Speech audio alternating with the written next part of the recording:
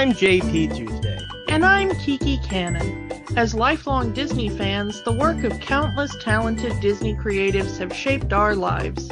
Now, as the Disney catalog expands, we're taking a journey through film and television to discover if that spark that shaped us as children lives on in adulthood. Does your favorite Disney media still cast that same spell? Join us as we find out. We are Rewatching the Magic. Happy New Year, Kiki! Happy New Year, Tuesday! 2021, we're finally here. It looks a lot like 2020. Yeah, it looks absolutely no different from 2020 from where I'm sitting. I think this December is going to extend into January at this point. Though I think we're in our 300th and blah blah day of March. The funny thing is that listeners are well acquainted with my feelings towards Christmas as a season. So not only did I have to deal with Christmas, for the 2 months leading up to Christmas Day, as does everyone, but someone in my house decided that this is also the year we need to celebrate the 12 days of Christmas, which starts on Christmas and goes into January. So it's still Christmas in my house. Three Kings Day! Woo! You are talking We're to a Latino. We're going to Epiphany. You are talking to a Latino, so we go all the way to January 6th. Yeah. Yeah, we're going to Epiphany. It's gonna happen in both our houses this year. I was looking forward to it being done, but like 2020, this is the Christmas that will not end. But we are starting 2021 with a look back at classic Disney movies. This is something that we've wanted to do for a while, and the big decision is which movies are we going to look at.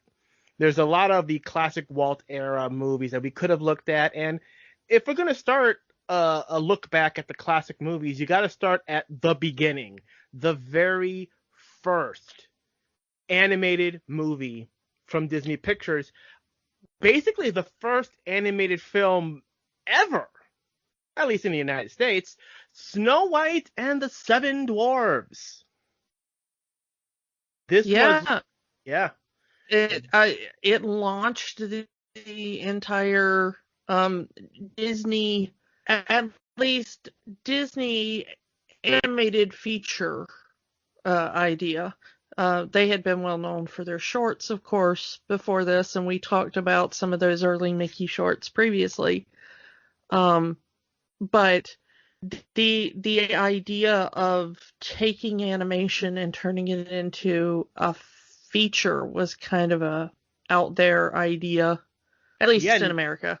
Nobody thought he would do it. They were calling it Disney's folly, that it was doomed to fail because no one wanted to sit in a theater for a movie-length cartoon, going as far as to say that watching animation for that long of a time could turn someone blind.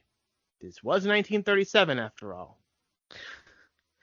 I want to say, oh, look at those adorable people back in the olden times, but, yeah, we haven't progressed, sorry.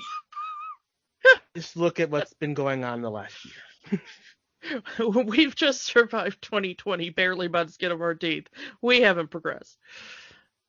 So yeah, no one really thought Disney, an animated movie would make any kind of money.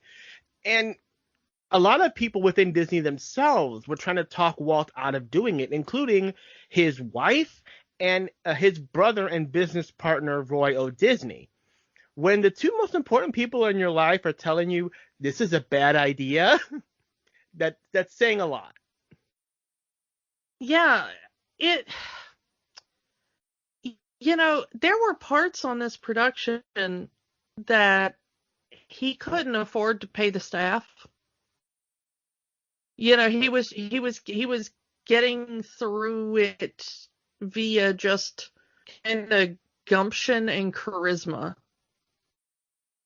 Yeah, he was doing what he can. He mortgaged his house. He was showing an unfinished version of the film that he hated showing people unfinished versions of the film.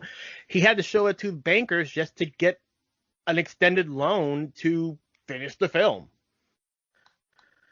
Yeah, And, it's why the film starts out with a thank you to his crew. mhm. Because they stuck with him for some reason, you know? I'm Yeah, not sure if I would have in their position. I mean, my boss isn't able to pay me anymore. I don't think I'm sticking around at that point. and this started a trend with Disney was it doesn't matter how much it costs, it's about the passion of making these films. And you got to respect Disney, young Walt Disney, for that kind of dedication to the craft. As he would grow older and get more responsibilities within the company, and the company grew bigger, that passion kind of faded away because he kind of became more of a businessman than an artist. That happens, and we'll talk Yeah, about that. We'll talk about that when we get to money later changes films. people. Yeah, money does Yeah, change people, yeah, and we'll get to that when we get to later films. And so this was a project, one of those big passion projects for Walt. When he was a kid, he saw a silent film version of Snow White when he was, back in Kansas, uh, and that he wanted to do it better, especially with the technology that was advanced in the 30s.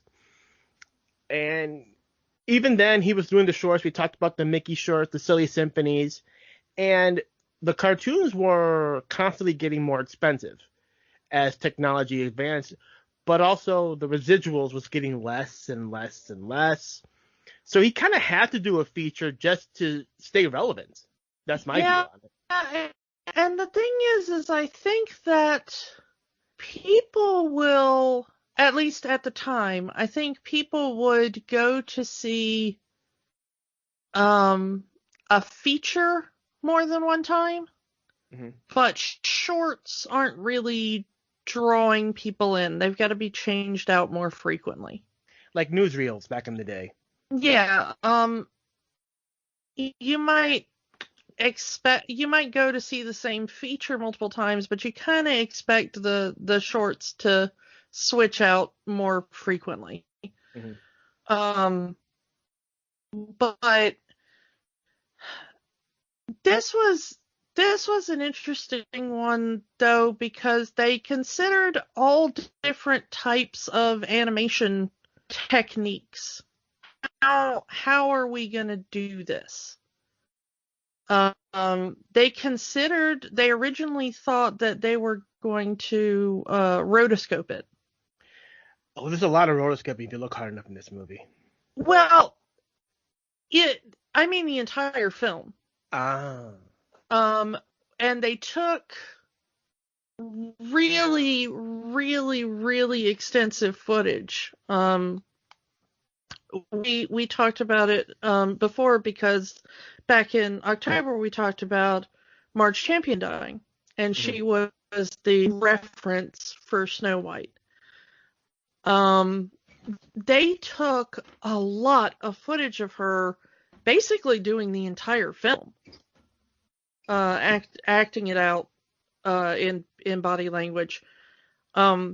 So they had thought about rotoscoping over that footage entirely, but the animators hated that idea because they wanted more freedom. Hmm. So in the end, they did a more freeform animation style using it as reference rather than strict rotoscoping for the entire film.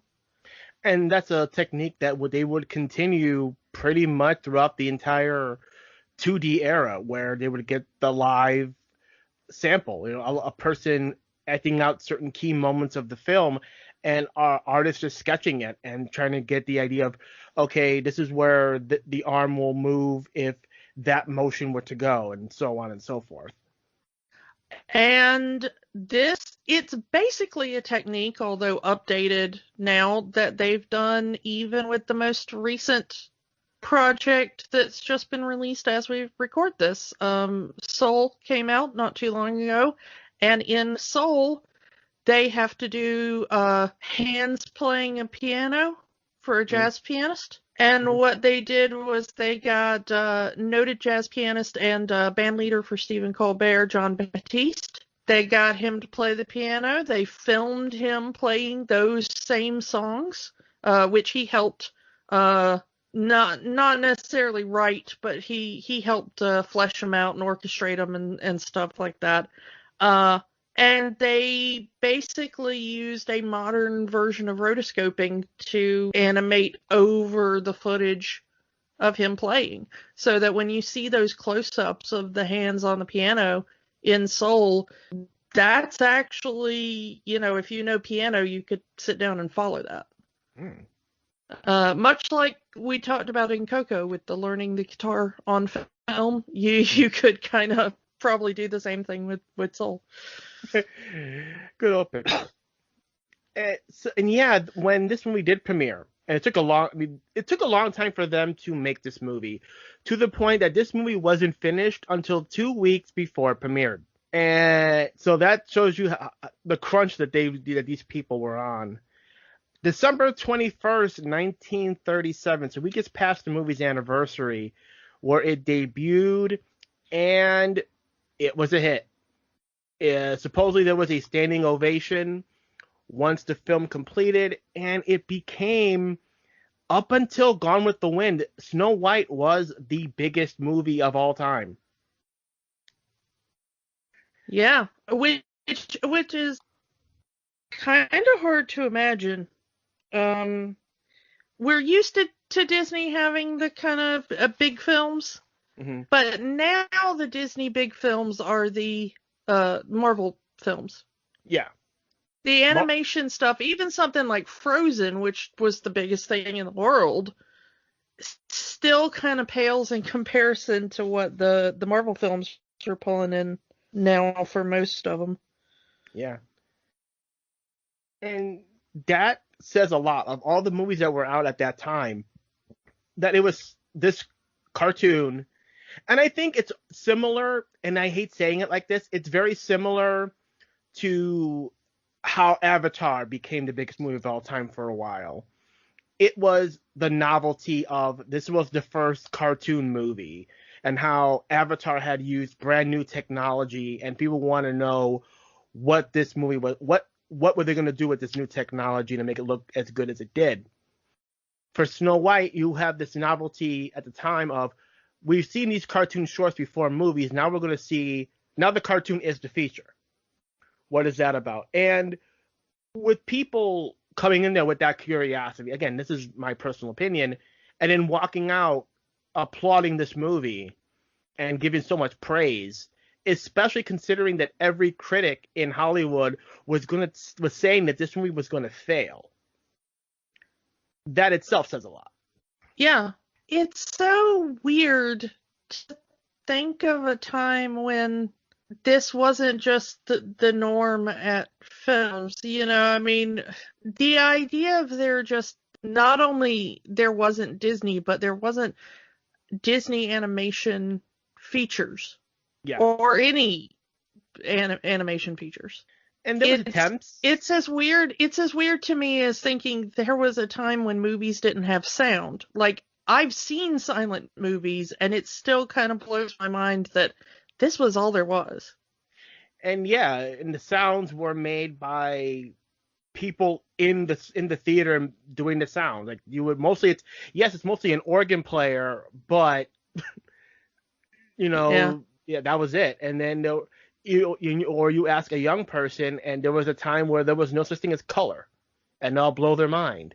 Yeah, and we're getting to the point now where I know my friends with kids are saying that their kids don't understand that there was a time when you had to wait a week to watch your TV show. Oh, I've had that discussion in the last year over The Mandalorian.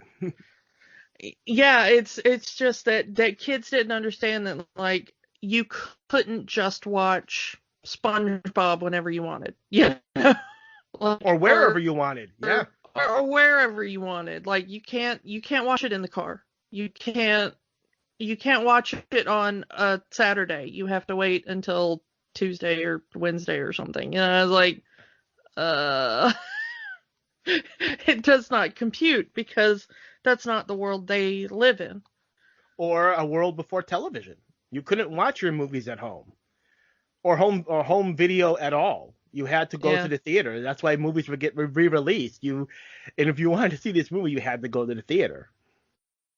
Yeah, so it's kind of weird to think of this not just as it founded Disney, basically. I mean, this is not even released by Disney Pictures. It's an RKO originally. Yeah, this was the first, and we've talked about RKL's relationship back when we talked about Peter Pan and how that was the final movie to be released by RKL before Disney Yeah. just started releasing their own stuff. But, there's not even a Walt Disney Studios as we think of it.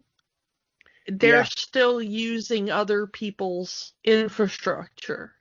this is that time before Disney was the biggest company in the world. And just the fact that you couldn't just take the kids to see an animated kids movie at all. Yeah, This started so many things, and it's mind-blowing to think of how many things we take for granted started with this film. there wouldn't be a Disneyland without this movie. Yeah, where do you go after the Super Bowl? You're not going to Disney World unless you got Snow White. I'm going to Coney Island.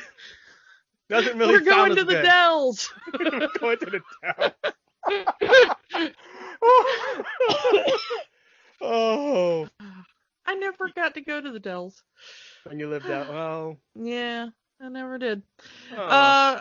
So let's kind of talk about who we've got in this film, because now we talk about frequently, and much to my chagrin usually, that Disney animated features now in the casting are all about the stunt casting.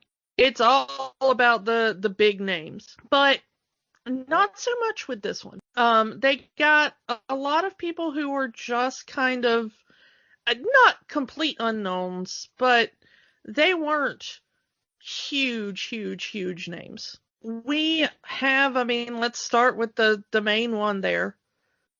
We've got Adriana Caselotti, who was a singer, of course. She was the daughter of an opera singer. There's a lot of But opera in Snow White's voice. yeah, she, though, wasn't so much an opera singer by profession. Her mother was. She was basically a chorus girl. And she had a contract for a while at MGM, but she wasn't one of their kind of on-screen talents. She was like a session recorder. She was somebody that would sing in choruses and stuff for recordings. She wasn't really on-camera talent. Disney heard her. He had hired another woman to do the voice of Snow White. Mm-hmm. And then he heard a recording of Caselotti, and he thought that she sounded more like a 14-year-old than the woman he had already hired. And so he fired the original actress and went with Adriana instead.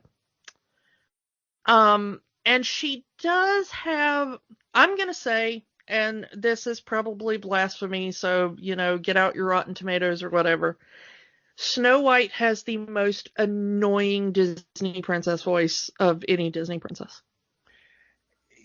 Her voice is like nails on a chalkboard to me. Oh, it's 7 little children. Well, yeah, to me, it's the same thing that, like, I have a problem with, like, the Betty Boop voice and stuff like that too. Mm-hmm.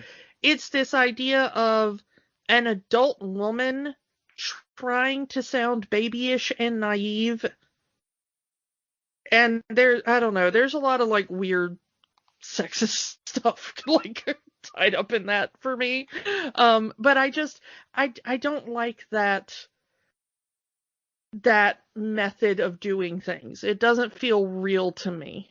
And I'm glad we've kind of gotten away from it. It's really difficult now to find a voice actress that kind of does that anymore. It's very much gone out of style, which I'm glad.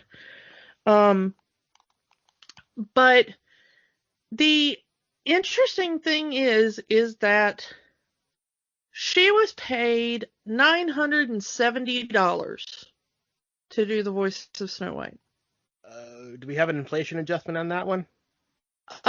Just over $17,000 as of 2019. That's still below wage. Yeah, I mean, for a year or whatever. But the problem is that she isn't credited in the film. We know who she is now. Mm-hmm. But originally she didn't really get any credit. And the problem is that some of that was a put on. It does seem that she had enough of that in her regular voice that she could be identified as Snow White. Mm-hmm. And because of that, it basically killed her career. This was basically the beginning and ending of her career. Ooh, that sucks. She had one line in The Wizard of Oz. She is the one going, "Wherefore art thou, Romeo?" Also uncredited. "Wherefore art thou, Romeo?" She has that one line. And she's also singing in a bar in It's a Wonderful Life, also uncredited.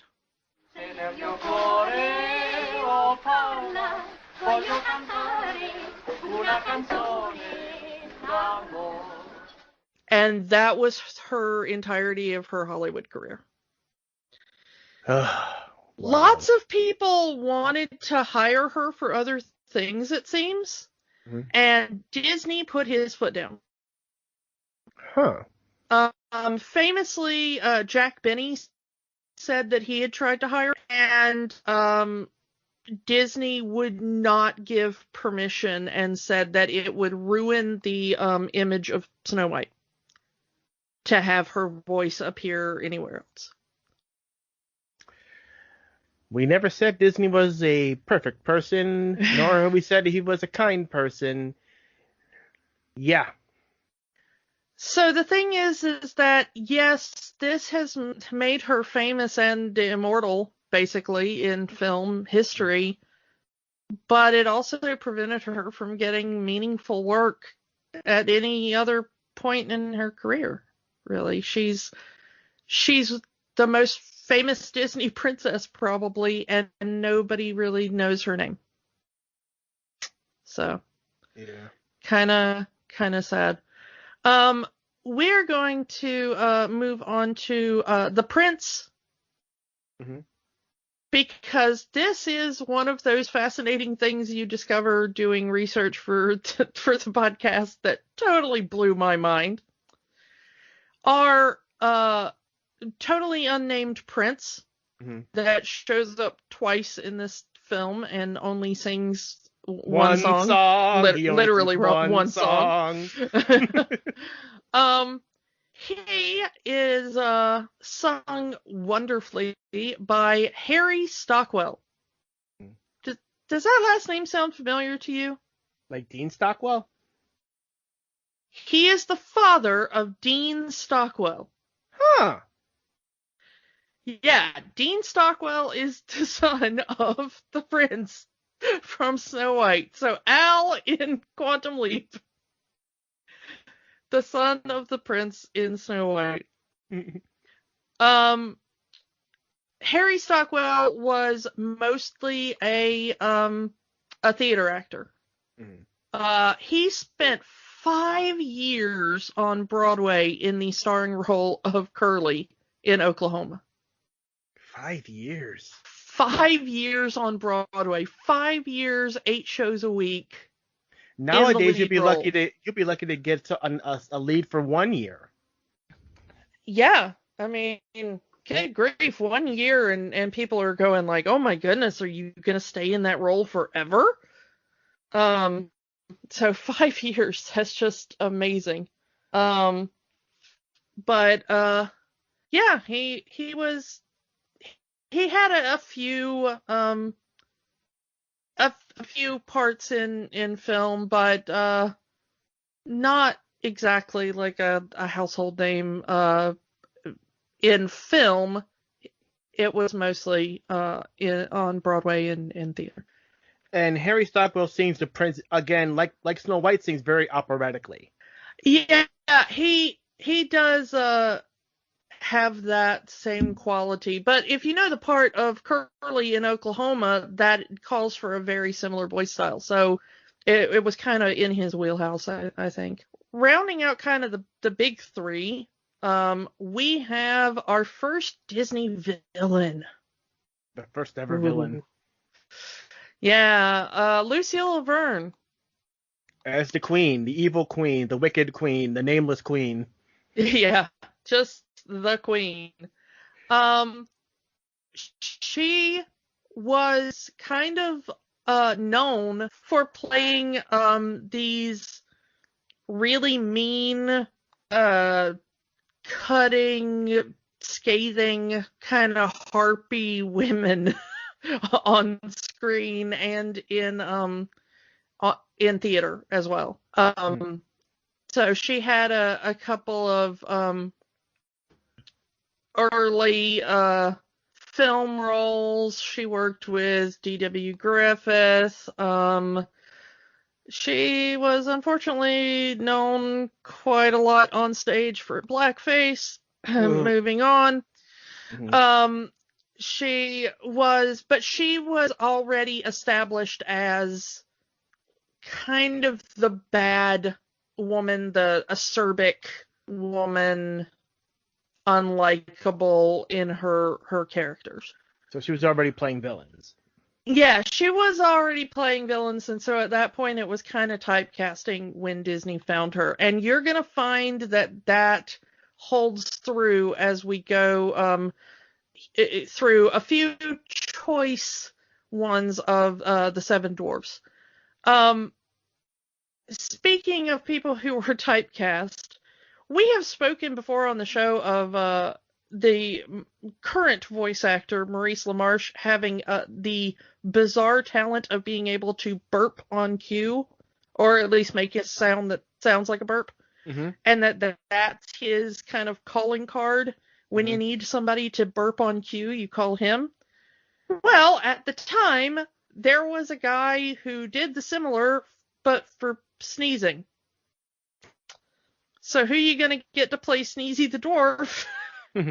You're going to get Billy Gilbert, the comedian known for comedy sneezing.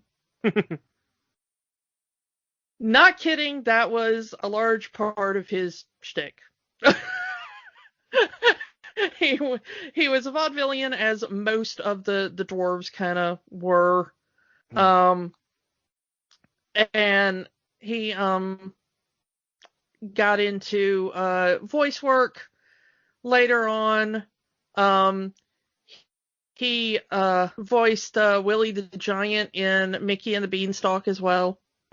So, worked with Disney again a few times, but was put to good use and might even be the reason why there's an entire dwarf built around sneezing, Because it seems like a very bizarre thing to base a character around. But I guess if you've already got Billy Gilbert out there and you want to work with him, you're going to write it into the script. I mean, that was one of the big things is, what are we going to call the dwarves? There's several pages of names that they were going to call the dwarves, and they picked 7 and they went with them. On that list, we almost had... Sneezy was almost called Snoopy, years before Charles Schulz ever discovered the name. That would have been interesting.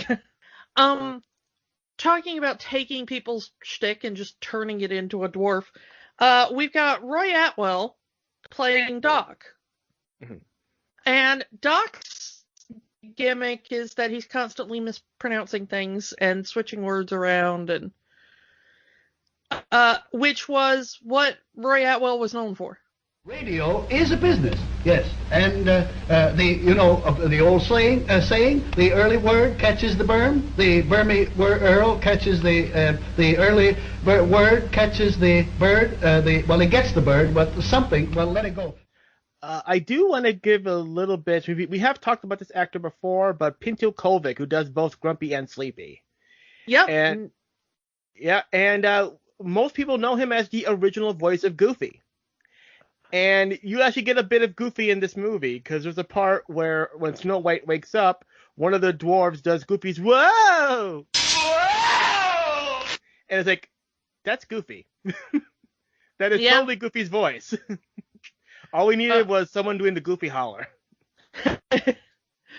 Yeah, he had already been working with Walt, of course, during the shorts. And just brought over to round out the cast, of course. But in such a wonderful, beautiful way. I really like his performance. Yeah. Especially as Grumpy. Grumpy is my favorite of the dwarfs. Considering a few weeks ago you were talking about how much you love Oscar. Yeah, I kind of have a soft spot for the cranky characters in various things. I think it's also because Grumpy gets kind of more screen time than a lot of, Sleepy doesn't really say a lot. Grumpy is, coming from a modern point of view, it's very, even by this movie standard, was very He-Man. He should have been called misogyny. That's what I was going for, misogyny. Yeah. Like, women gonna have you wash behind your ears, and you're gonna wear that perfume. We shouldn't have a girl in the house. He's kind of one of the few dwarves that acts like he's supposed to be a grown man. Grumpy is one of he's probably the only dwarf in this movie with a character arc. He does have a character arc, yeah. It's a small one, but he's the only one that has any kind of character change in that. In the beginning, he is completely against Snow White. He's the only dwarf against Snow White staying with them. But by the end of the movie, he's warmed up to her and even telling her, hey, watch out, the evil queen is going to be out there. You got to watch your back while we're gone. And, he warms up to Snow. And eventually he gets to the point where, he kind of looks forward to her kissing him on the head as he goes off to work and, To the point where she bakes a pie with his name on it. Yeah, how sweet. I did want to mention kind of one other person just here in passing. Mm-hmm. We've got the voice of the magic mirror, because it is so iconic and continues to be used a little bit more. We've got Moroni Olson. He was also, we talked about Snow White herself showing up in It's a Wonderful Life. He also shows up in It's a Wonderful Life. He is the voice of the senior angel that, delivers the information and quest to Clarence. So, but he was a massive character actor. And they had him speaking monotone this whole movie. Yeah, but he shows up in so many films between the 30s and the 50s, and was in a lot of westerns. A lot of westerns. But he's also in, he shows up in some Hitchcock movies and a few other Mildred Pierce and some of these kind of classics from the golden age of Hollywood there.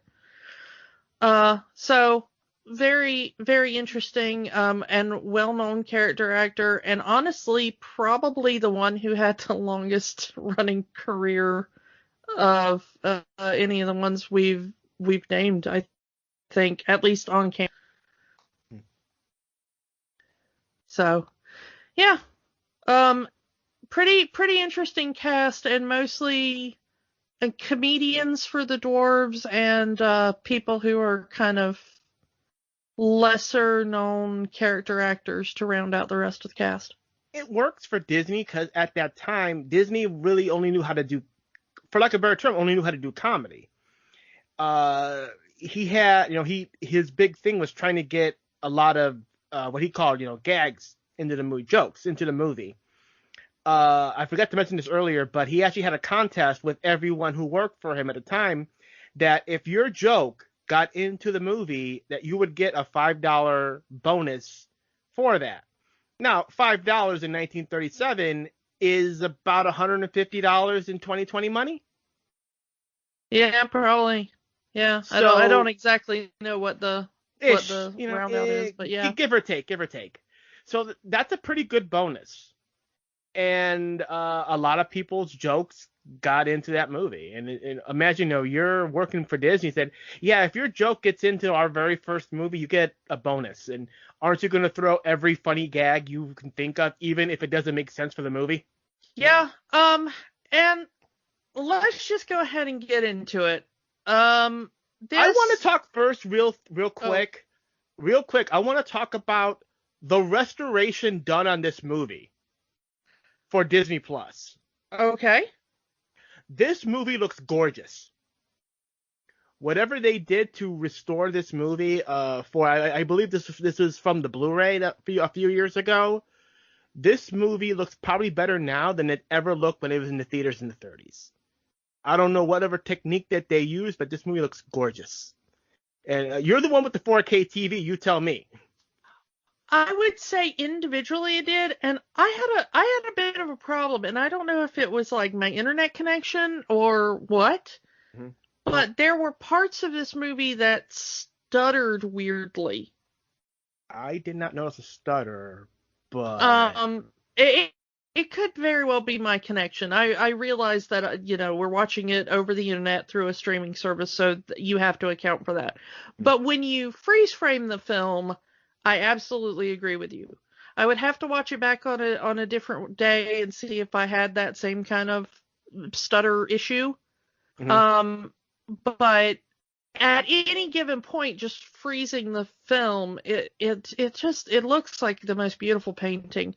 They were still using that kind of watercolor-ish gouache kind of thing that we talked about before. Yeah, they hired this was just the first film they hired that guy on. They hired a guy who specifically did watercolor art for the backgrounds of this movie. Yeah, and it's so dreamy and fascinating, to kind of look at and there are some parts where it really does have that kind of muted, washed out kind of watercolor look, because it'll look kind of fuzzy and dreamy and cloudy, and then it'll resolve into a clearer picture. Like the dwarves around her bed at the end of the film. Yeah. And it's very kind of fuzzy and impressionistic, and then it comes into sharp focus. It's such a beautiful transition, and honestly, I don't really know how that's accomplished, but it's multiplane camera. Beautiful. The multiplane camera. Oh, yeah, and this, again, they invented the multiplane camera not too long before this, so yeah, the first film to use that, obviously. And of course, this starts with what would become a tradition for a lot of these movies, the opening of the storybook. And the storybook opening was filmed in live action. I mean, if you go to certain exhibits, you can actually see the original book that they actually filmed with Snow White. I don't know if that's the actual original book or a recreation, but this opening part with the storybook and the ending part with the storybook, that's all live action. Probably because they couldn't actually animate that at the time. And even, all the way up through Enchanted, where they make fun of that. Yeah. Where they have the beginning of Enchanted starting with opening the storybook in that same way. I think Shrek made fun of that better. I think Shrek. Well, yeah, but that wasn't Disney at the time. So yeah, we get the storybook, we get the Once Upon a Time and all that. Again, stuff that we see now as that's a trope, that's a Disney thing. This was brand new, and probably has been done in other movies. You'll get frames of Once Upon a Time, this, that, and the other on the screen, but it's just to see this in a Disney movie. This is like the first. Yeah, I want to, since we're talking about the look of the film as well, it is sort of bizarre to realize how much of this film's look comes from the last place you would expect, which was German Impressionist cinema of the 1930s. Yeah. Well, and kind of a bit before, kind of the 20s and 30s and stuff. The films that they had the animators watch, like Metropolis, The Cabinet of Dr. Caligari, Nosferatu, Dr. Jekyll and Mr. Hyde. These were not at all either kids' films or fairy tales or anything of the sort. I mean, 3 of them are straight up horror films, and one of them is one of the earliest sci-fi films in cinema, Not at all what you would think the animators would be watching for inspiration for Snow White and the Seven Dwarfs, Yeah. But they pulled a lot of the kind of scarier scenes from the style of these films. So the whole running through the forest scene where everything turns into evil creatures and stuff. Snow White has a very vivid imagination. Yeah, we'll get into that. I have words. The transformation scene of the witch was very much taken from Dr. Jekyll and Mr. Hyde. So really interesting thinking of them watching like horror films, German horror films on top of it to do this. But yeah, Disney had his vision, I guess. And yeah, the thing that I love. Go ahead. It works wonderfully. I'm just no hate on it. It's an interesting idea.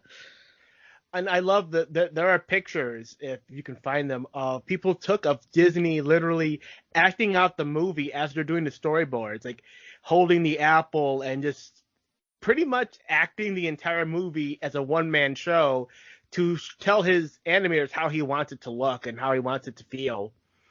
And those movies itself probably is part of that vision. Yeah. Let's get into some of the stuff about the plot, because there's not much plot here, and what there is, you already know it. You know the plot of Snow White and the Seven Dwarfs. Don't tell us you don't. We're not gonna handhold you through this one. Either you've seen this movie or someone read the story to you. You know the story of Snow White and Seven Dwarfs. Yeah. What I find is very interesting is that we get the entire backstory of Snow White and the Queen through text, through the storybook. If this movie was made today, that would be the first 20 minutes of the movie. Easily, but also remember that you had an audience who, for the most part, remembered silent film. Mm-hmm. So it's very much a silent film opening. Yeah. It's the title cards in a silent film giving us the backstory so that we can get to the action. And sometimes I feel that I wish that would come back. That way we can just get to the meat and potatoes of what this movie, or what these more recent movies would be about. But apparently we need 2.5 hour runtimes in every movie. Yeah, this is a much shorter film than you remember it. Yeah, And it's listed as an hour and a half. yeah, but also it is the plot of a 10-minute short film Well, Disney, in an hour again, and a half. yeah, again, they were used to making shorts, so that's all they know how to write. And this, if you look at this movie the way it is, and a lot of the early Disney movies, it's very episodic. That you could take segments of this movie and you could have released it as its own short. And in some ways they actually did, because I remember seeing segments of these movies aired on the Disney Channel as shorts, either between shows and during commercial breaks, or as part of their big compilation cartoon shows, usually either early in the morning or early evening. With they would show the half-hour block of classic shorts. You would often get a few-minute clip of one of the Disney movies, and it worked as a short amazingly. But that's because that's what they knew how to do back then. Yeah, you could have very well serialized this. You could have chopped it up and put like a little title card at the end being like, what will the huntsman do now that the queen has given him his quest to go kill Snow White? Find out next time when... Yeah. Snow White, episode 3, The Huntsman. Yeah. The only problem is that I think to a modern audience, this plays very differently. Because I think a modern audience expects story from their kids' films. Mm-hmm. And I think at the time nobody really knew what to expect, of course. Yeah. But at the time, shorts were mostly gags. And like we said, that's what Disney knew how to do. So it's a little bit of plot, and then it's a sequence of Snow White running into the forest and having an absolute freaking meltdown. I don't know what is wrong with this girl. Have you never seen a tree before? What is wrong with you? I think that Snow White just never left the castle grounds before, considering she's the princess. And the story here that the queen has made her personal servant just because of her vanity and all that. So it's like, I don't think she's ever left the castle in her life. Yeah, so she may have never seen a tree before. Yeah, I just kind of, there's that point where she like passes out and all the little woodland creatures like tiptoe out to be like, what is wrong with this girl? At least we get like the little bird that she rescues earlier in the movie kind of comes back. Kind of pays her back for saving his little life by, hey, all my animal friends, we're gonna have you break into this house that 7 people live in. Yeah. The movie starts out really good. I really like the opening sequences. With the magic mirror, yeah. With the magic mirror, you get the queen's motivation kind of very clearly. I mean, she's still absolutely bonkerdoodles, but you at least understand what's going on with her. And then you get Snow White singing into a wishing well, and then a guy shows up, and she's like, oh, look, it is the first man I have ever seen in my entire life. Guess I must be in love. Well, she just said, I'm wishing for the one I love. Like, apparently that's the guy that she loves, even though she just met him right then and there. Well, I was standing by a wishing well, and then a man showed up, so I guess I have to marry him now. I wished for a man, and then a man showed up. Wish granted. I guess. Although movies involving wishing is kind of controversial these days. Let's not get into that. If you know, you know. Yeah, I like that Disney is finally deconstructing that in their films. especially with Enchanted and Frozen, where it's like, you just met this guy. You're not getting married. That scene with the wishing well is so iconic that it's part of Disneyland. Like, you can go to Disneyland and see Snow White's wishing well. And if you are there at a certain time, the I'm Wishing song will play, and depending on where you're standing, if you're standing directly by the wishing well, you will hear Snow White's echo. But if you're a few feet away from it, you'll just hear Snow White singing. So it's like two different tracks. And the fact that you can go to Snow White's wishing well and that shows you how much this one scene is considered so iconic among Disney that has to be in the park. Oh, yeah. I mean, and it's not a bad scene in kind of in its own universe. Taken by itself, it's a very beautiful, cute, sweet little scene. And they continue, we talked about it, it showed up in one of those new Mickey Mouse shorts that we talked about previously, where Minnie kind of reenacts this scene next to the wishing well. Yeah. With Snow White. With Snow White. Singing, yeah. So it's not that any of these are bad scenes, but I think that that's the crux of it. They're individual short films that have kind of been shoved together to make a feature. Yeah. A lot of it doesn't feel like it flows from one scene to another. Again, you got a bunch of people who only know how to do shorts. They don't know how to write a movie. So they just wrote a bunch of shorts and put them together. Yeah. And we get the first part of the film kind of seems to flow with a plot up until the point where the huntsman says that he can't kill Snow White and releases her into the forest. Snow White has her infamous German expressionist breakdown. And then we are in a completely different movie.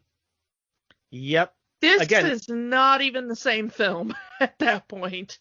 What Walt wanted with this movie was he wanted the humans to look very realistic, which is what we talked about earlier with, almost rotoscoping all of these humans. But the animals look very Disney cartoonish. Yeah. Like they don't look like realistic animals. They look like, the same kind of animals that would be hanging around with Mickey Mouse and friends. And the dwarves kind of look somewhere in between. A lot of it has the movement of actual humans, like when they walk and stuff, but when it's time for the comedy, they move like Mickey Mouse would. They start getting very rubbery and wibbly, But Snow White herself is very much an actual human. The animals are somewhere in total cartoon area, and then the dwarves are in this weird middle space. So you got kind of three different animation styles going at the same time. And the flow of the humans, that's why I said the rotoscoping it. The humans, the way they flow, it feels like they were rotoscoped completely. Yeah, it's very realistic, and I think it's more because I don't think they really started bringing in animals and stuff until Bambi. And a lot of it is, one of the big problems in producing this movies was, Walt wanted all the humans to move like actual people and not like his cartoons. And that was something that his team didn't really know how to do. Which is what led to the bringing in actors to act out the scenes. And I think that's why the humans look almost rotoscoped as they do in this movie, because they didn't really know how to handle actual human proportions at that time. They actually got one of the people who worked on Betty Boop to come in because he knew how to do realistic sort of realistic female body proportions better than the people already working with Disney. He had studied human female form for his work on Betty Boop, and so they brought him in to bring that expertise, because they just didn't know how to do it. Yeah. The bit with the dwarves is an entirely different movie. Yeah, I mean, you even get a nice little fade out after the whistle while you work song, and if you had just put the end Walt Disney Pictures, yeah, it wouldn't have been a satisfying ending, but you wouldn't be out of like, okay, this is how a short would end, and then you go into a completely different short starring the Seven Dwarfs. Yeah, and the dwarves show up, and it's about the halfway mark of the movie before the main plot asserts itself again in any way. Yeah. We get 20 minutes of Snow White story, and now we're getting 20 minutes of the dwarf story.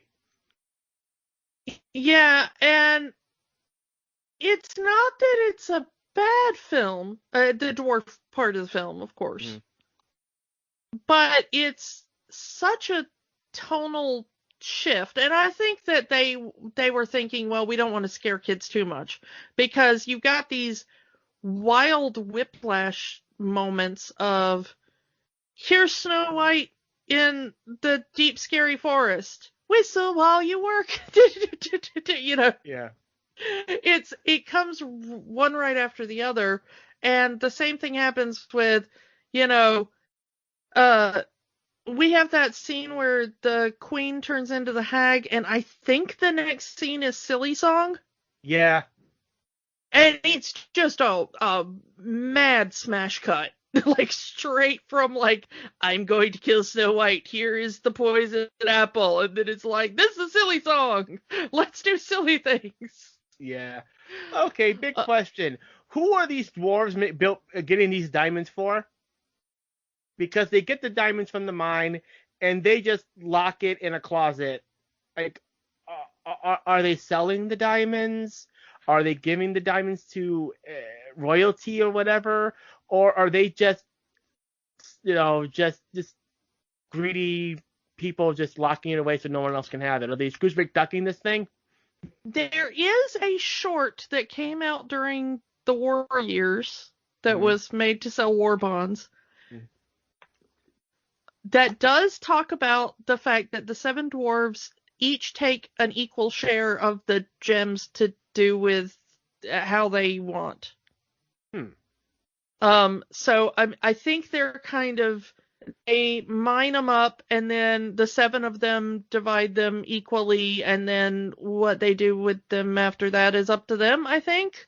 I don't know for sure, but the interesting part of that short was it says that Dopey's cut is he chooses all the throwaway gems. You know, we see Doc there, and he's like, tapping on them and looking at them with a jeweler's eyepiece, and he throws some away, and Dopey sweeps them up. That's apparently his cut, but he chose it to be his cut. Which I find kind of interesting, that Dopey is like, I will take the discard pile.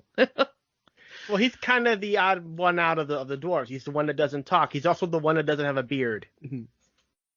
So I think that that's such an interesting little character bit that's not in the movie, but it's fleshed out later in a different short. Apparently in the Disney park, if you're around Snow White at a meet and greet, at certain points she will inform you that Dopey continues to eat soap. That she can't stop him from eating soap. And he constantly goes around hiccuping bubbles, and then she will ask the guest, what do you do to cure hiccups? So that I can tell Dopey.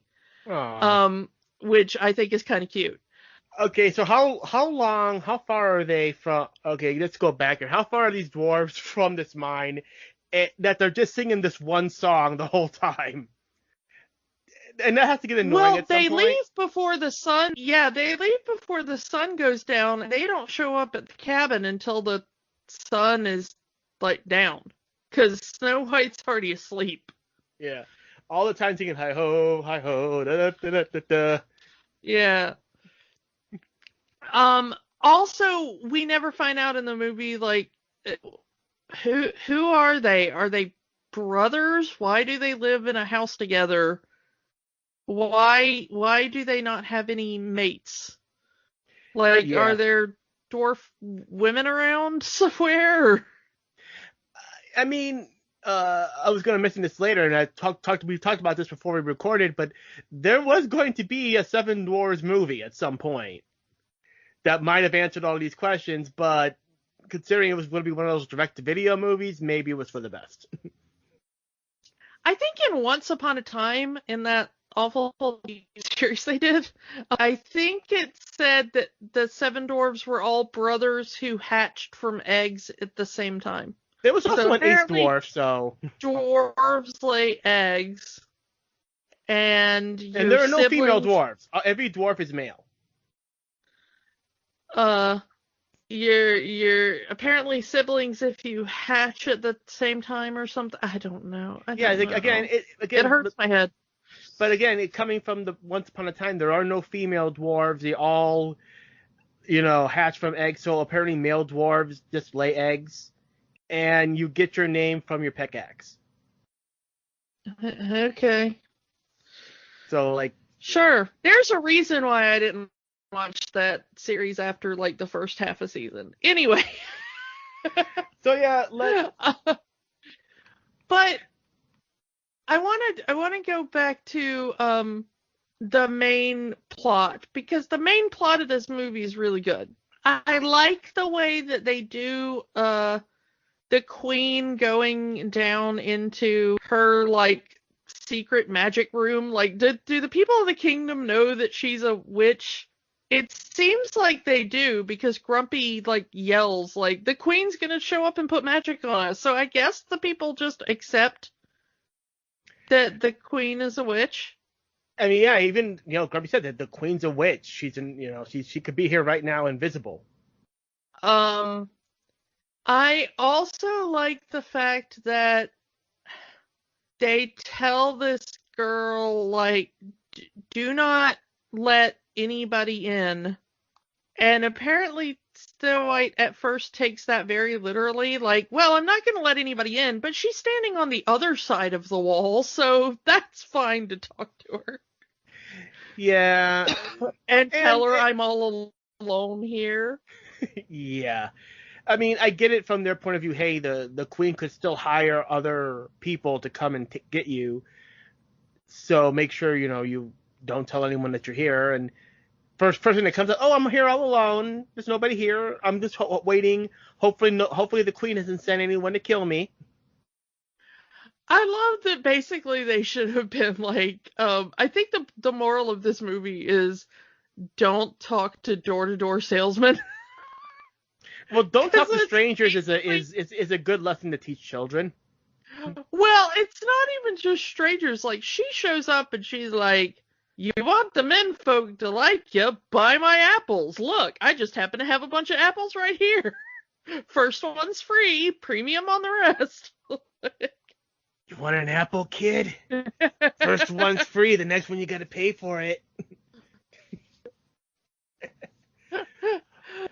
At least the dwarf should have... You're not a cop. Yeah.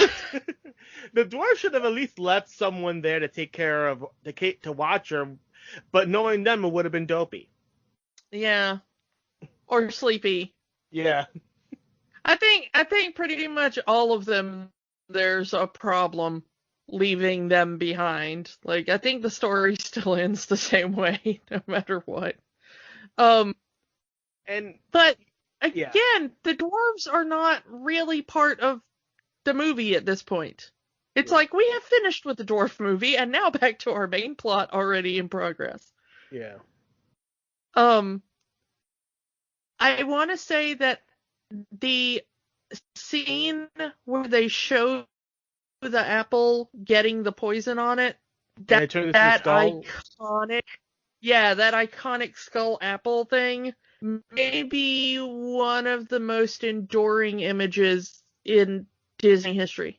They actually put that on a t-shirt. When Ralph Breaks the Internet came out, she wearing a shirt with the poison apple on it that says poison, and they actually sold that. You can go to when that movie Yeah. came out. You can go to the Disney park and buy the shirt with the poison apple on it. They also have a scented candle that is you know, an apple scent that has that poison apple image on it. They sell it as a mug where you can get an apple-shaped mug that looks like the skull. I've even seen, this is not official Disney merchandise, of course, but there are people that have turned that image into like cross-stitch patterns and stuff, as well. Even the heart-shaped. Why does the Queen have a box with a heart with a dagger through it? I don't know. But I've seen that at the Disney store. They sell it as a jewelry box, but you also could put the heart of the woman that's more prettier than you into it, so you can be fairest in the land.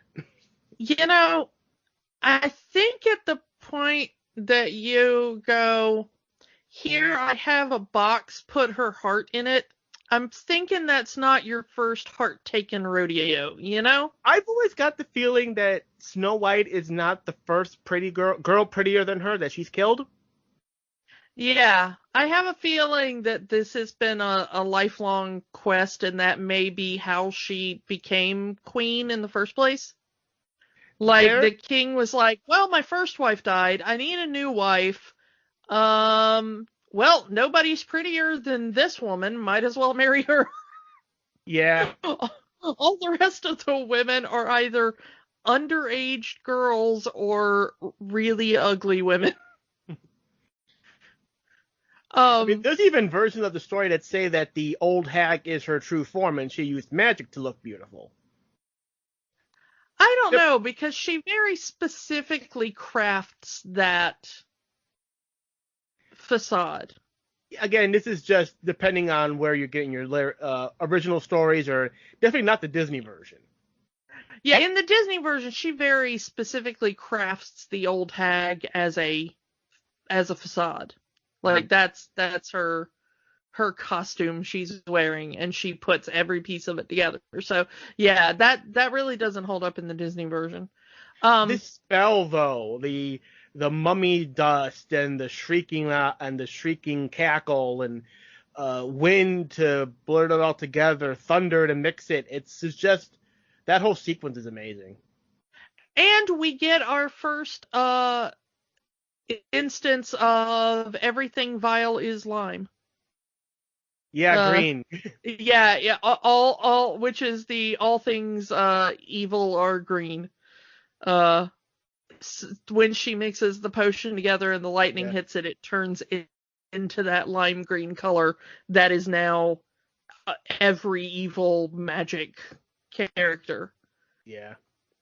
Or even not magic, because that same green color is associated with like Scar in The Lion King. Yeah. But that's kind of the I guess the origin of that in Disney. The thing is that she does play on Snow White's naivete and kind heart. I'm an old woman, let me in, give me some water, Then she calls it a wishing apple because she knows Snow White loves the wishing well. She's watched her at the wishing well. And of course that she's been wishing for a man. Yeah. So hey, if you eat the apple, you'll get your wish, and she wishes for her prince. I love that the queen goes, wait, I have to see if there's a counter agent to my poison, and then it's like love's first kiss, and she's like, oh, that's fine, that'll never happen. Those dwarves don't actually, the dwarves will think she's dead, and they'll bury her alive. Yeah. Like, it's not gonna kill her. Like she wants Snow White to suffer for the crime of being prettier than her. So what happens if the prince had already kissed her? Like, what happens if they had met at the wishing well, and he was like, and now a kiss before I go, and then left? If they had already kissed, I don't think it would work, because it has to be love's first kiss that breaks the spell. So if they had already kissed and she ate the apple, that's it. I mean, if this is used on a different person, like you already used it on like a already married woman or something, Yeah. that's like, well, sucks to be you. You just Yeah. sleep forever. But Yeah, and one of the few Disney movies that straight up says death and not referencing it as anything other than death. And again, now you would see it as, oh, that's a PG-13 thing. This was a G-rated, by all intents and purposes, this is a G-rated movie. well, yeah, they say the word death, but they don't actually show death. Yeah. Because when it comes to the point of the queen dying, they just show the vultures kind of sitting there, and then they show her falling, and then they show the vultures looking at each other like, well, dinner time, and then they circle off, and it's like, yeah, if you know what vultures eat, you know she's dead. They don't actually ever see, you don't actually see Snow White ever actually eating the apple. Like, you see her make the wish, you see her, she puts the mouth, the apple up to her mouth, you cut to the dwarves riding the animals trying to get home, and then she gets dropped dead and there's a bite out of the apple. I don't know if that was an artistic choice or they just didn't know how to animate that. That's a good question. I never really thought about that they might just not have known how to animate the mouth properly for that. I mean, there is a deleted scene in this movie of the soup song. I don't know if you ever heard of this. Yeah. So, and it's supposed to be the dwarves eating the soup that Snow White made. Maybe that's another thing. Like, they just couldn't get that perfect. Maybe. I don't actually know that part, but it's a good theory. I'd love to know the for real answer. I think that the image of her laying in that glass coffin is also one of the most iconic Disney images that has survived this movie. How often has that been parodied? And I'm, in Shrek, yeah, but also in other works where you just see the beautiful princess just lying in there. They even kind of go back to it in Sleeping Beauty. Yeah. And honestly, Disney kind of took inspiration from a Romeo and Juliet film that had just come out about a year before this was released as the image of, the young girl lying in state there, kind of in the deathly pose. Only the dwarves don't do what Romeo did. Yeah, well, it's a good thing. She's there for like a year because they show the changing seasons of her lying there. Yeah, she's essentially in a coma for a year. Yeah. The interesting thing is that I guess the dwarves just figure shrug magic because there is no decay, there's no Yeah. I mean, not that we would want to see that. Yeah, the text even says that they couldn't bring themselves to bury her. Like, even in death, as they say, she was still beautiful, so they couldn't bury her. So they built this coffin out of glass and gold to have her as a decorative centerpiece. Well, she's out in the forest. It's not like they kept her in the house, Some versions do have her in the house, but at least, again, protect her from the elements. Yes, it has a glass over the body, but you're still leaving this thing out into the elements. A good strong wind will knock that thing over. Yeah. And it says that the dwarves kind of keep a constant vigil, but it looks more like the animals do, and then the dwarves show up to change out the flowers and stuff like that. Well, they go to work, then they come back, they mourn, and then they go to work, and they come back and they mourn. Hi ho, it's to mourn snow we go. Yeah. And finally, we get the prince who once again sings his one song, And that entire thing with the prince, that you can't tell me that isn't rotoscoped. It looks amazing. I did notice that watching the film. I was like, every movement this character makes is so smooth. Mm-hmm. And the interesting thing, the thing that I want to know is, has that dude just been riding a horse around the kingdom for a year going, one song I have but what? Okay, not here. One song I have but one song. Anyone? One song? Okay. Well, we don't know where this prince comes from. We know that he was from another kingdom, He comes from the castle on the cloud. Don't you know how to watch a movie? But he's not the prince of Snow White's kingdom, of the queen's kingdom. He was just there because, he's a prince, and as a prince, he needs to marry a princess or a queen. It's quite possible that the queen had him come to there to marry her. But then he had to see Snow White. Why would she do that? It seems that she already had the power in the kingdom. If she'd have married a man, he would have probably gotten the power in the kingdom.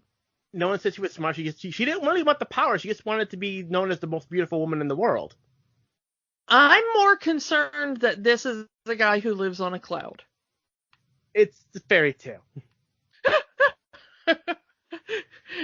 Is he perhaps the son of the giant in Jack and the Beanstalk? Maybe. But we haven't gone to that movie yet. Oh. Look, let's kind of wrap this thing up. Like, he kisses her, she wakes up, she sees the prince, and is like, all right, carry me away to your castle in the clouds, and we will live happily ever after, while the dwarves are happy and cheering that their friend, who's also their maid and cook and servant girl, even though she was just a servant girl to the queen, that's another story entirely. And then, oh, well, I'm going to get married now. Bye. And that's something I want to say, because she was made to be the servant girl of the queen to delude her beauty, and then she runs away, and then she's essentially a servant girl to the Seven Dwarfs. Yes, they treat her well, and they love her and all of that, but she's still cleaning their house and cooking their food and all of that. Yeah, but they didn't make her a servant girl. This chick was breaking and redecorating, okay? She did that herself. Because she thought it was 7 children, and they don't know how to clean. She just wanders in and is like, oh, wow, I'm going to be judgy about your house. Let me start rearranging all your stuff. She does volunteer, says, let me stay here and I'll cook and clean. That's fair. Say what you will, but that's at least fair. I mean, at that point, it's basically rent. Yeah. You know? I mean, 8 people living in a house, that's kind of modern living right now. Yeah. 8 people living in one big apartment. Yeah. It's like, Dwarf Cottage has the same rent price as a studio apartment in New York. Yeah. So this movie as a whole, we gotta talk about the big question now. Does Snow White and the Seven Dwarfs have the magic? Yeah. This is still a beautiful film. This is, by today's standards, it's cliche, and by today's standards, it's run of the mill, but for what it was and the historical value of it, and just as a movie in general, yeah, I'm going to say, yeah, this is still a good movie. I'm going to say a qualified yes. It is a yes for historical purposes. It's a yes for how beautiful it is. But you can't expect too much of the plot by modern standards. This is a very elementary writing situation here. They didn't really have a script writer in the same sense as most other films did. So I think that you have to take that in its stride. Mm. This was made more to prove the point that you can hold animation for that long. Mm. It won't make you go blind. Well, yeah, it will hold people's attention. It will be entertaining. And it is an entertaining movie. Yeah. But it's not a deep movie, and it really does feel like two different movies that kind of got blended together. Fair. Which I know that I'm judging it by modern standards because it's the only thing I have. But as long as you don't judge it too harshly based on those modern standards, I think you'll have a good time if you haven't watched it in a while. Yeah. So yeah, yes. And then yeah, the legacy of this movie, Snow White has become a iconic character within Disney. Is in the parks. There's so many the Seven Dwarfs. There's multiple rides based off Snow White. Kind of fitting. Just a few weeks ago, Disney announced their renovation of the Snow White ride at Disneyland. For a long time, it was called Snow White's Scary Adventures and was meant to be a scary dark ride for children. No longer, now known as Snow White's Enchanted Wish, it's going to be more of a family-friendly dark ride with something that the original didn't have. The original ride ended with the old hag dropping a boulder on you and then right over. The new ride will end with the happily ever after ending from the film. Some people are upset about, especially considering the fact that it's Snow White's Scary Adventure, and at least in Disneyland, it's not that far away from Mr. Toad's Wild Ride, which also ends with, you going to hell. Yeah. So the idea of a scary ride based off a Disney classic, a lot of people want to keep that, but I can understand Disney wanting to, and they tend to do this with a lot of their older rides, update them, newer technology, and with a newer audience in mind, because Disney, in any of the parks, they're not a time capsule. Disney himself say that Disneyland will never be finished, and all of the rides need to constantly either be replaced or evolve with the times, and this is their attempt to evolve the Snow White ride to fit the modern times. Which, let's give this one a chance and see where it goes. I think it's very difficult to update the scary rides from the past with modern technology, because I think as you update it with modern technology, it gets more realistic and it gets scarier for the children. That the children who are the target of the ride might have a harder time distinguishing. When I was a kid and I went on things like, Snow White's Scary Adventure ride thing, I didn't really find it that scary. Mm-hmm. Because it was kind of older and kind of cheesy. And there were a couple of times when it was like, oh, jump scare or whatever. Yeah. But for the most part, it was the type of thing that I could deal with at 5 or 6 years old. It was just cheesy enough not to be too scary, but just scary enough at a couple of points to, make my heart beat a little bit faster and make me feel like I was a big kid for having survived it.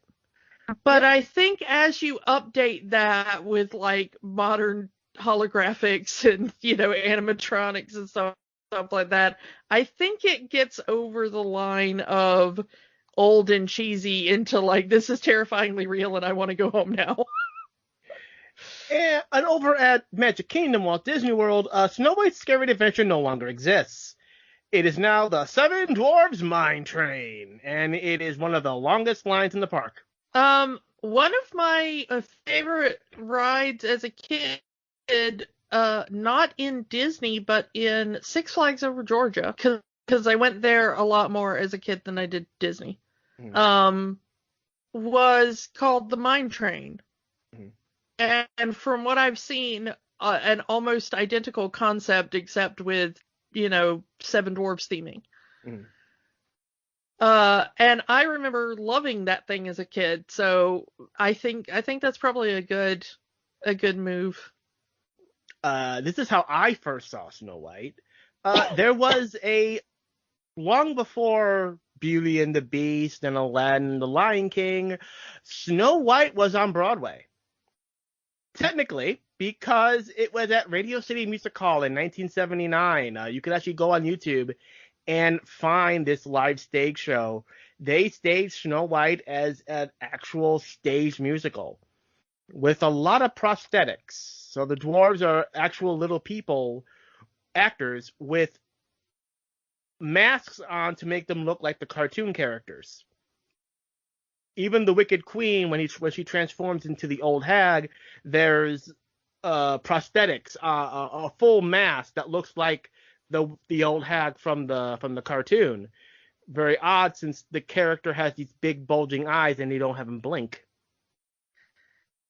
Yeah, and the other interesting thing is that this year we were supposed to start filming on a live action Snow White. Yeah. But it has been delayed due to COVID, and I haven't heard that they've started filming yet. I don't know if it's the one we were talking about, but one of the attempts at a live action Snow White was going to be based off the story of Rose Red. Snow White and Rose Red. It's basically Snow White's sister, Rose Red, and it's the story of Snow White from her perspective. And if Rose Red existed in this version, that means that Snow White completely abandoned her sister. Yeah, that's true. The one they were supposed to start filming this year was it was supposed to be a remake like they've done with Cinderella or Beauty and the Beast or Aladdin or whatever. Yeah. So it was supposed to be just the original film and the songs with a couple of new songs added in. And they were supposed to start filming in March, and we all remember what happened in March. Yeah, it looks like Mark Webb was attached to direct that. Mark Webb, who directed the Amazing Spider-Man movies. Yeah. So we'll see what happens with that. We may get that film in a year or two. So who knows? We'll see how things go. Yeah. So that's pretty much all we. Oh yeah, I forgot one more thing. There is a cartoon series very loosely based off this movie called The 7D, which is a show about the Seven Dwarfs. It's pretty much them in name only, as it's a completely different animation style. It's completely different, other than the fact that it's about the Seven Dwarfs that in the Snow White universe. Yeah, and it's a prequel. It's long before they meet Snow White. So this feels like this was that idea for the movie, but let's make it a slapstick kid show. Yeah, this is supposed to be 30 years before the events of Snow White, so she is not even close to born yet. Yeah. As Snow White is the youngest of the Disney princesses at 14. And yeah, I think that's all we can really say about Snow White and the Seven Dwarfs. We are going to continue Classic Disney Month next week by going with the second Disney animated movie, Pinocchio. That's going to be fun to talk about, mostly because there is the production story for this and what happened the day it premiered. You're going to love hearing that story. Yeah, the one thing that we didn't really mention is that throughout Snow White, they keep saying, Jiminy Cricket, Jiminy Cricket, there's a person in our house, it's like it's one of the things that the dwarves say over and over again. So, let's just say that they're not talking about a cricket. And we'll get to what that means next week. That's all we have to say about Snow White. Tune in next week for Pinocchio. And we will talk to you all next time. Bye! Bye! Don't let the magic stop here. Join our conversation online on Facebook at Rewatching the Magic. Twitter at Rewatch the Magic. And of course, new episodes every week at rewatchingthemagic.com. magic.podbean.com. Remember, the magic is for everyone. It only stops if you let it.